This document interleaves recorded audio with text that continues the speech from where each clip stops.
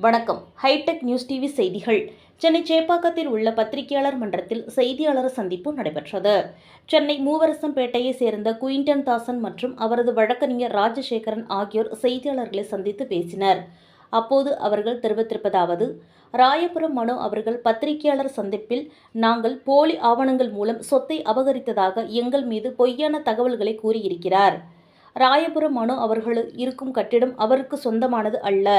போலி பத்திரம் தயார் செய்து அதனை அவர் நடத்தி வருகிறார். அவர் இருக்கும் இடத்தில் 18 கட்டிடங்கள் என்னுடையது. சொத்துக்கான உயில் எங்களிடம் இருக்கிறது. எங்களுடைய கட்டிடங்களை அவர் ஆக்கிரமிப்பு செய்துவிட்டு என் மீதும் எனது நண்பர் ஷாஜகான் மீதும் பொய் புகார் அளிக்கிறார். நீதிமன்ற உத்தரவை சரிவர அவர் படிக்கவில்லை.